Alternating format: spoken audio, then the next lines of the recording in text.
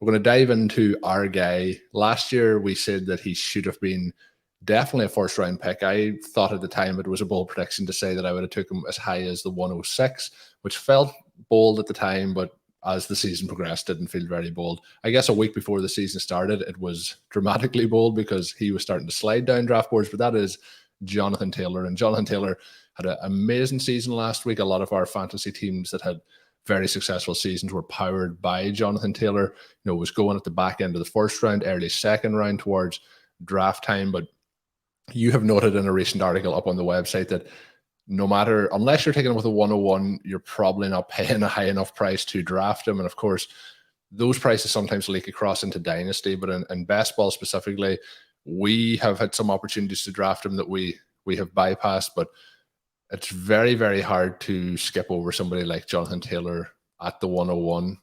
What is the case here of we should ultimately be going 101 on every single draft for Jonathan Taylor?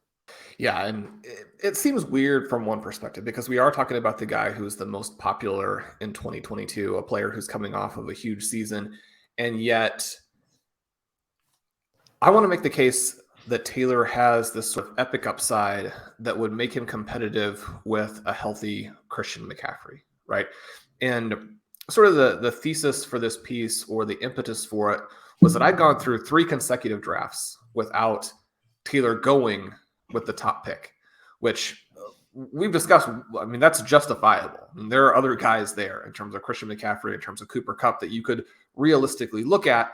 But both for best ball and then also for Dynasty, thinking through kind of what the impact could really be for him.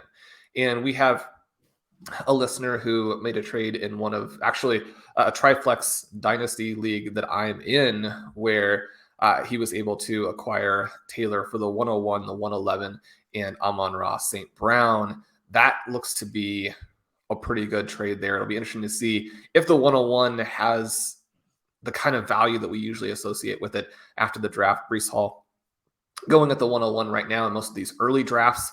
Ben and I were talking about early rookie drafts in Stealing Bananas this week. And then you have some guys like Treylon Burks and Garrett Wilson and Drake London who could also be in the mix based on where they go in the draft. And then Malik Willis potentially also in the mix if he goes to the right situation and the enthusiasm about him continues to build. So there's some of the picks that could go in that range. The 111, I think, will actually be a solid pick too. We know that Amon-Ra has this chance to be an impact player. He really was one of those guys in the fantasy playoffs last year who made a big dent, as Pete pointed out on the recent show. He's one of the players I think it's hardest to get a read on for 2022 because they've added DJ Chark. I think they're likely to add another player yet. Whether it's an impact player or not probably is a little bit harder to tell.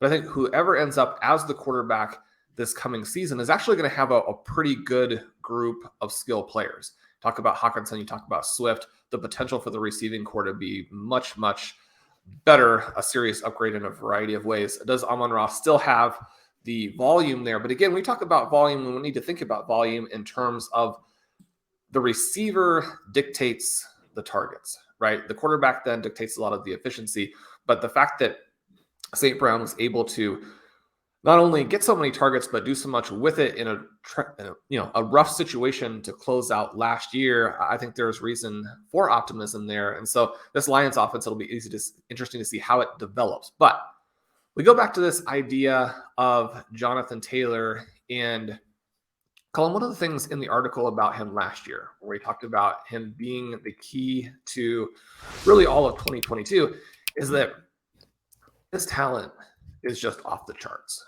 right? And so we look at Taylor, we look at him as a prospect, and he more or less broke the running back prospect web, right? He set a new standard. He created this 100 score within the context of how that tool and that algorithm works. And then his closest comps, guys like Todd Gurley, Melvin Gordon, Ezekiel Elliott, Leonard Fournette. And obviously 3 of those 4 guys looked like superstars going into last year. And now Fournette sort of rehabs his value and people looking at him a little bit differently. But the thing that I thought was interesting was that these guys added receiving value sort of as they went through their careers. And last year we got a little bit of that, where he was up to, a little over 5 receiving expected points per game until they hit that terrible stretch at the end where Carson Wentz just couldn't do anything, right? He has the 3 turnovers in week 12. He comes back out, and then they go almost exclusively to Taylor. And as a result, over the fantasy playoffs, his receiving EP falls down into this 2 range, which obviously that's not going to get the job done. And so we're looking at that for him as sort of what happened last year. But then the next step as we look at this is that in year 3, these guys made another big jump. Their total expected points go over 20. Then you're in this kind of situation where if you have an impressive fantasy points over expectation season, like Taylor did last year, you're up into that 24, 25 point per game range that we've seen from Le'Veon Bell, that we've seen from David Johnson. And the point that I wanted to make with this piece and looking at it a variety of different ways is that Taylor has LaDainian Tomlinson potential. Now, not Tomlinson potential in the year where he caught 100 passes, but that's actually not the season where he scored the most points, right? That was the season where he caught 56 balls. And kind of looking at Taylor within the context of this group, right? Ezekiel Elliott, first 2 years, high receptions, 32. Year 3, he gets 77. Fournette, previous high, 36. Year 3, 76. Gurley, previous high, 43. Yearly 364. And Gordon, 41, a jump to 58. Jonathan Taylor there at 37. What will his jump be? And then the kind of final piece of the puzzle for this aspect of it is that Matt Ryan comes in and has been very favorable for these receiving backs, right?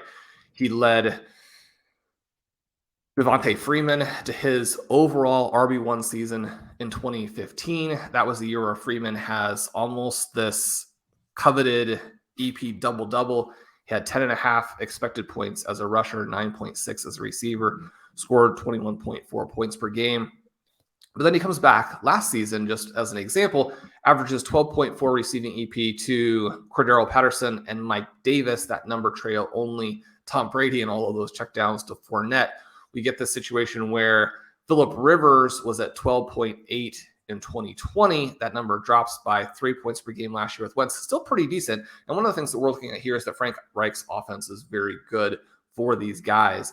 But Ryan now could be someone who supports both Taylor and Hines. One of the things interesting there, Tevin Coleman actually very good receiving numbers, even as he overlapped with Devontae Freeman there in Atlanta with Matt Ryan. And so I think that in terms of a floor situation, we're looking good from the receiving perspective, but also that gives you the potential ceiling to where the real concern with Taylor is just, where do all of those free points come from? Where does that overall EP profile get into the low 20s so that he can compete with a player like a Christian McCaffrey? And so, Colm, that's the first step in the process, but it's only the first step. Yeah, and I do think that there's a lot of things you mentioned. I mentioned Jonathan Taylor being our guy, but Matt Ryan, for all his faults over the last season or so, has been kind of my guy when we are having these draft debates. And, a lot of last year was around Matt Ryan or Ryan Fitzpatrick, and Ryan Fitzpatrick missed the majority of the season and still might have had a better season for us than Matt Ryan. But I think him coming in is going to be hugely beneficial. I think he is a big upgrade over Carson Wentz. The other thing to note is the usage, the efficiency of what Taylor had last year. I would expect him to get more volume this year. The efficiency might come down, but I think that floor, like you mentioned, will still be there. And looking at the early season last year, he did finish over the 17 active games with a 69% of snaps played. But through the opening 6 weeks of the season, it wasn't until week 6 against Houston that he went over 60%. And after that, then he stayed above 60% the whole way. But he only had 4 games above 80% usage. And, you touched at the start, could he be like, Christian McCaffrey? McCaffrey rarely, comes off the field, gets all of those snaps, gets all of those targets. So there is the safe floor there for him. But I do think the upside is going to be pretty spectacular if it can work. And, you would have to hope that they use him better in the passing game than they did in 2021. I know there was some Mondays when you recorded Stealing Bananas that I could hear the aggro coming through from yourself and Ben as we talked about the usage for Jonathan Taylor, particularly in the passing game.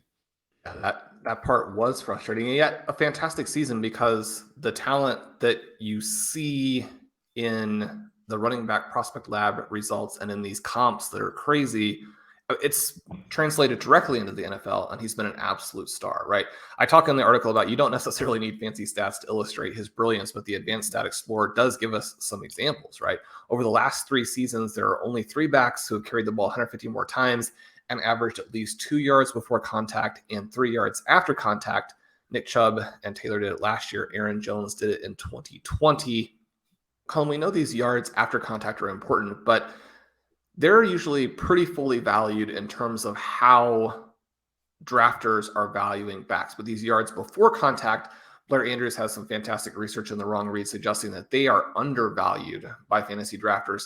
Taylor, number 4 in yards before contact as a rookie. He backed that up with, again, 2.2 yards before contact last season. Dalvin Cook, the only other back to go over 2.0 in both seasons. You think about Cook and his ability to beat the defenders at the line, get through there unscathed. I mean, you're talking about the 2 guys who are able to beat defenders despite the fact that the defense knows that's what's coming, right? I mentioned here that Taylor does it despite the fact that Carson Wentz isn't anyone's definition of a threat. He led the league in carries from inside the 5-yard line. Those are obviously going to be heavy defensive fronts. And, when you break through, the most you can get those 5 yards closer to the end zone. So we know that even despite all of the things stacked against him, he's this fantastic runner. And then that portion of it, the yards before contact, that's going to be one of the elements where you then generate those long runs. And some people are saying, well, the long runs explain it. But that goes back to this element where people are not taking that seriously enough. And so then I go through in the article and look at, number 1, his carries and touchdowns from the 5-yard line are closer. And then number 2, the long runs. And one of the things that we see is that there are players who are able to back up the kind of season that Taylor had as a runner. Now, that doesn't mean that you're going to have it every single year, but LaDainian Tomlinson, just an absolute juggernaut on these short carries. Sean Alexander does it multiple times, Priest Holmes multiple times, Arian Foster multiple times, Todd Gurley multiple times. And then you've got guys like Dalvin Cook and Adrian Peterson who are kind of close in there with some of the things that they've done. Then you look at these long runs and you see a situation where, okay, Taylor's got the 5 long scores already. Can he keep that up? We know that within the context of any individual season, the scoring a lot of long touchdowns is unlikely. But in terms of what the ceiling would be for a player like this, I mean, Chris Johnson had 9 touchdowns of 30-plus yards in 2009. Now, there's a guy with sub 4.3 speed. And so even Taylor doesn't quite have that much speed, but Taylor also someone who 225 pounds. And so he's this unique player who can do both the short yardage and these long runs. A player who pops over and over and over in these long run touchdown categories is Adrian Peterson, right? And if anything, we have reason to believe that Jonathan Taylor is a little bit bigger of a talent than Peterson. You go back then and look at, well, what's the type of player who would do both of these things? And you're really looking at sort of a 2006 LaDainian Tomlinson, right? That year he scored 15 touchdowns from in close, 6 touchdowns from distance, 31 overall. He gains 1,800 rushing yards, catches 56 passes, finishes with over 2,000 yards from scrimmages, and scores 483 fantasy points. The only campaign this century to best Christian McCaffrey's 2019. So we're looking at Christian McCaffrey, and can he put together the 2019 again? We know that some things are going to have to go right.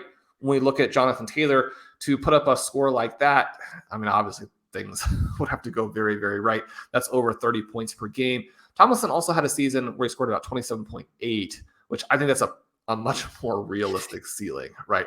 But if you got Taylor into that 27, 28 point per game range, then you're starting to look at him as a player who not only finishes as the top running back, but separates in a way that he just frankly did not last year, in part because of the slow finish. And so the idea here, again, is to keep on, not that we think that he's going to do that this season, but you have the high floor, and then you have the potential for a season like that to come sometime in the next 2 or 3 years. And there's always the possibility that Taylor would stay a little bit healthier than guys like Gurley and, even Elliott, who has hung on actually pretty decently, even though now he's obviously in the decline phase. Melvin Gordon's someone who is hanging on okay, just not quite at the same level that he was at previously. You have the potential for him to maybe do more than a Le'Veon Bell, a David Johnson. Now, the point of this, again, is to think through the different potential outcomes, not to say for sure he's going to do it. We don't know that he's going to stay healthy. We don't know that he's going to have that season this year, but you need to have that type of potential outcome when you're looking at these backs at the top of a draft. And after McCaffrey and Taylor, I really think that potential disappears, right? I had mentioned in the intro that Zach and I were able to get Justin Jefferson because a couple of other players had gone really early in a Najee Harris and a Javonte Williams.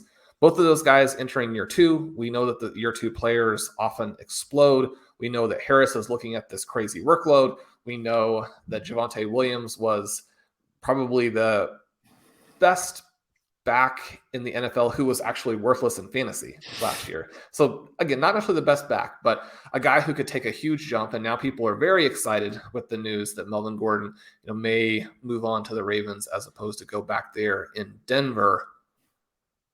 Those guys could easily jump into this low 20 range. They're not Jonathan Taylor, right? And they don't have that same potential outcome. Now, Taylor had already gone in that draft. So this was one where Christian McCaffrey was actually the follower. So then you turn around and be like, we need to be looking at why McCaffrey should be going ahead of these guys. But some interesting kinds of elements here, and